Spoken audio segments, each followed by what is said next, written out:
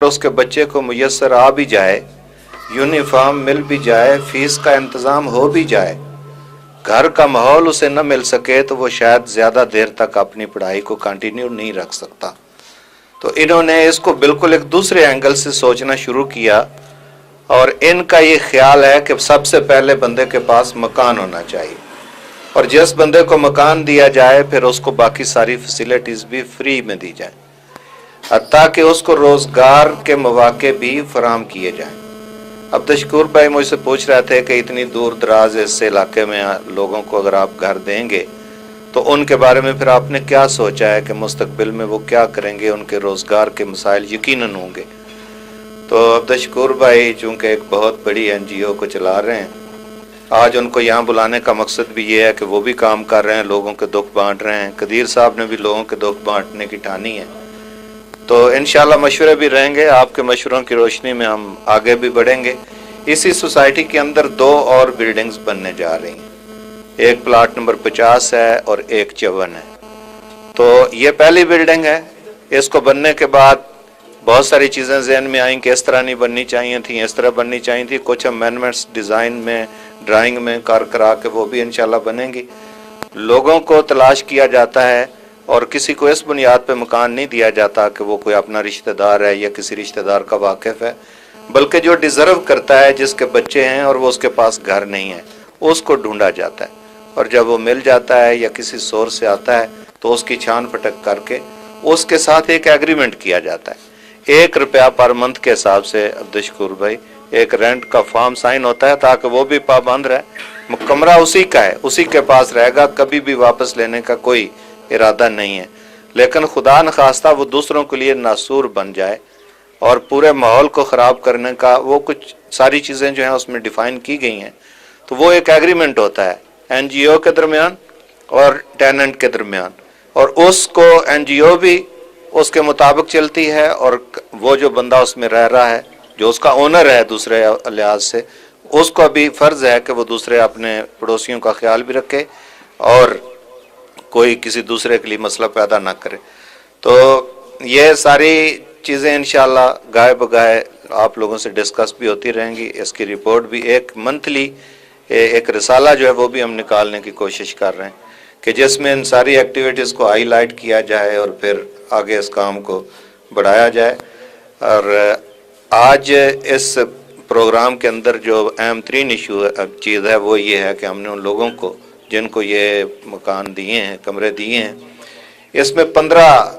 کمرے ہیں اور ہر کمرے کے ساتھ اٹیچ باتھ روم ہے، 3 فلور ہیں اور ہر فلور پہ ایک کامن کچن ہے۔ اس طرح کی اس کی کوئی صورتحال بنائی گئی ہے، اور جیسا کہ میں نے پہلے بتایا کہ اب تجربات ہوتے رہیں گے اور معاملات آگے بڑھتے رہیں گے، یہ آغاز ہے، انشاءاللہ یہ کام جاری رہے گا اور آگے بڑھے گا۔ آپ بھی دعا کریں، اس میں جو لوگ رہ رہے ہیں ان کے بچوں کی فیس، ان کے لیے انٹرنیٹ کی سہولت، ان کے لیے ٹیلی فون کی سہولت، بجلی اور پانی، ساری چیزیں فری ان کو دی جائیں گی۔ اب یہ ساری چیزیں فری دی جائیں گی، ان کو اس تسلسل کو کیسے خوبصورتی کے ساتھ قائم رکھا جائے اور آگے بڑھایا جائے، یہ بھی انشاءاللہ مشورے جاری رہیں گے۔ اب میں قبل اس کے کہ عبدالشکور بھائی اپنے ہاتھ سے ان لوگوں کو چابیاں دیں، میں ان سے گزارش کروں گا اور ملتمس ہوں کہ وہ اسی حوالے سے جو گفتگو انہوں نے بڑے مختصر وقت میں ہماری سن لی، اور یقیناً بہت سی باتیں چونکہ ان کا فیلڈ ہے ان کے سامنے واضح ہو گئی ہوں گی، تو عبدالشکور بھائی کی خواہش کے مطابق پہلے میجر رفیق حسرت صاحب آپ سے عام کلام ہوں گے۔ جی، یہ جب بلدیات کا جو الیکشن تھا اس میں ٹاؤن ناظم بھی تھے۔ بسم اللہ الرحمن الرحیم۔ معزز مہمانان گرامی اور میزبان، کوئی رسمی کلمات کہنے کی میرے خیال یہاں پر ضرورت نہیں ہے، لیکن چونکہ ثاقب صاحب نے میرے ذمہ بھی یہ کام لگایا ہے کہ میں اس کی بات کروں۔ چیمہ صاحب نے پہلے ہی بڑی خوبصورت انداز میں ایک پیغام ہم تک پہنچایا ہے کہ اللہ تعالیٰ نے جب ہمیں پیدا کیا تو یقینی طور پر اس کا مقصد یہ نہیں تھا کہ ہم جو ہے پڑھیں، اس کے بعد جب جوان ہو جائیں تو نوکری کریں یا کاروبار کریں، پیسے کمائیں، اور پیسے کمانے کے لیے دنیا جہان کی ہر وہ حرکت کریں جس کی اللہ تعالیٰ نے جو ہے نا ہمیں بالکل اجازت نہیں دی۔ اور اس کے بعد जो मुद्दा ज़िंदगी का ये था कि अल्लाह ताला की इबादत करें, उसकी बंदगी करें, उसके इंसानों के लिए कुछ करें। और शायर ने बड़ा खूब कहा है कि अगर सिर्फ इबादत करना ही जो है इंसान का काम होता तो उसके लिए तो इतने ज़्यादा फरिश्ते हैं कि वो अल्लाह ताला की हर वक्त इबादत करते रहते हैं। उससे भी ज़्यादा जो अल्लाह ताला हम जिस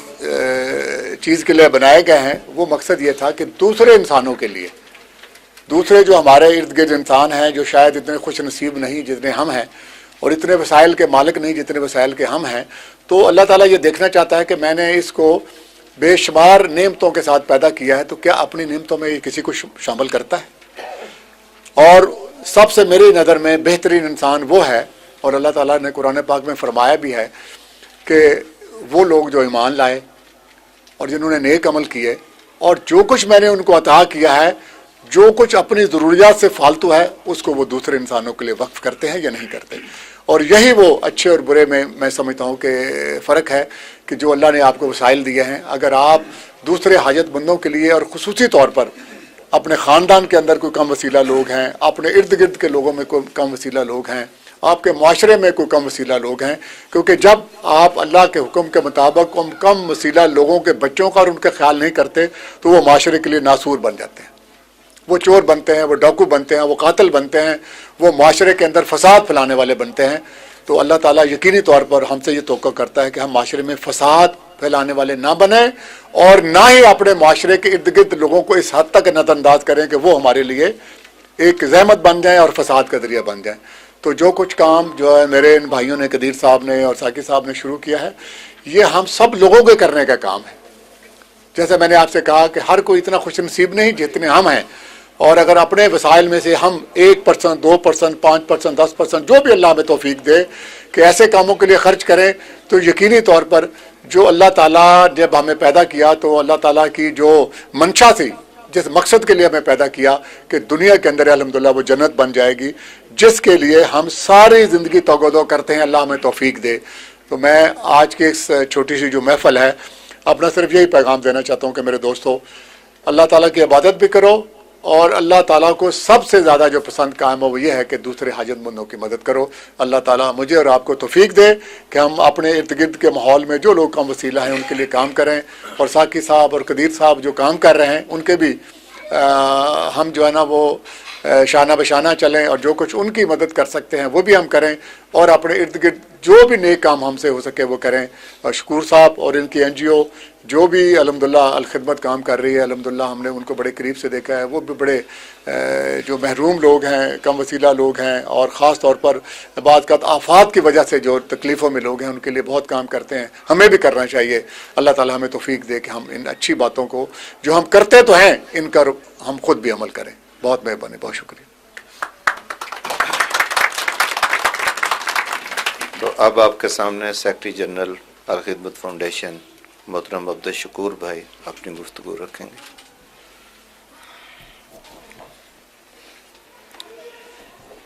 औज़ुबिल्लाहि मिनश्शैतानिर्रजीम, बिस्मिल्लाहिर्रहमानिर्रहीम। मोहतरमी चौधरी कदीर साहब, मोहतरमी रियाज साहिब साहब, मोहतरम जनाब रफ़ीक हसरत साहब और आमिर चीमा साहब, ये वाक़तन बहुत ही खुशी का मौका है जिसमें यहाँ आने का इत्तेफाक से चांस बन गया कि आके देखें कि यहाँ हमारे दोस्त जो हैं ये किस अंदाज में गरीबों की मदद करने का ये प्रोग्राम बना रहे हैं। कदीर साहब ने जो वाक़या सुनाया जिसकी वजह से ये इंस्पायर हुए, ये ज़िंदगी में हम में से हर शख्स के साथ कोई ना कोई इस तरह का वाक़या पेश आता है, लेकिन सारे लोग एक जैसा दिल रखने वाले नहीं होते। तो उन्होंने उस वाक़े को जिस तरह लिया और फिर उसके बाद ज़िंदगी में अपना जो रुख मुतय्यन किया, ये बहुत ही काबिल कदर है, काबिल दाद है। और मैं इन दोनों भाइयों को मुबारक देता हूँ कि जिन्होंने बड़ी मेहनत करके इस सारे सेटअप को कायम किया। 15 अपार्टमेंट बताया आपने बने हैं, और यहाँ फिर जिस तरह ये लोगों को लाके आबाद करेंगे और फिर उनके लिए जो सहूलियात का एहतमाम कर रहे हैं, ये तकरीबन ज़िंदगी भर का एक बड़ी लॉन्ग कमिटमेंट है जिसको करना आसान नहीं होता। एक बार किसी के साथ मदद करना किसी दर्जे में मुमकिन हो जाता है, लेकिन ज़िंदगी भर उसके साथ ये काम करते रहना ये बहुत मुश्किल काम है और बहुत अज़्म के साथ, बड़ी कमिटमेंट के साथ ये काम किया जा सकता है। तो अल्लाह इनकी इस नेकियों को कबूल फरमाए और इनको वो अजर अता करे जो वो अपने ऐसे बंदों को देता है जो उसके राह में खर्च करते हैं। इस माहौल और माशरे में हम हैं, ये बड़ा मुझे इसका उर्दू लफ्ज़ समझ नहीं आ रहा, इसलिए मैं गालिबन अच्छा कोई हर्ज नहीं, उसके बगैर ही कर लेते हैं। पैराडॉक्सिकल कहते हैं ऐसे सूरत हाल को कि जो बज़ाहिर कुछ हो और नज़र कुछ और आ रही हो, वो जिसको कहते हैं ना है सितारे कुछ नज़र आते हैं, कुछ धोखा देते हैं, ये बाजीगर खुला। ये जो दुनिया है ये अजीब गरीब है। आदमी अपने तौर पे ये समझता है कि वो दौलत को जमा करके अपने घर में ले आए तो अपने लिए खुशियाँ बहुत बढ़ा लेगा। हालांकि खुशियाँ दौलत को इकट्ठा करने में नहीं, दौलत को बांटने में। और ये सारे का सारा काम बसा औकात में और आप सारे लोग सोचते होंगे अजीब व गरीब लगता है। मसलन एक अमीर आदमी है, उसके घर में बड़ा खाना होता है, उसकी टेबल पे ऊपर कोई 12-12, 14-14, 16-16, 18-18 डिशें लगी होती हैं और वो थोड़ा थोड़ा भी खाना शुरू करता है तो 5वीं डिश पे पहुंच के उसका पेट बहुत भर जाता है। उसके बाद जो कुछ खाता है वो ज़बरदस्ती खाता है। अच्छा, हालांकि वो जिस तरह की ज़िंदगी गुजार रहा है, जो उसका लाइफ स्टाइल है, ये खाना उसकी ज़रूरत नहीं है। अगर वो डॉक्टर के पास जाएगा तो डॉक्टर कहेगा थोड़ी सी रोटी खाओ, सूखी सी खाओ और साथ सलाद खाओ और कोई हैवी शय ना खाओ, वरना तुम्हारी सेहत जो है वो इस वक्त इस मुकाम पे है, वो अजीब गरीब है। अच्छा, इसके बरक्स एक गरीब आदमी जो खेत में काम करता है, जो भेड़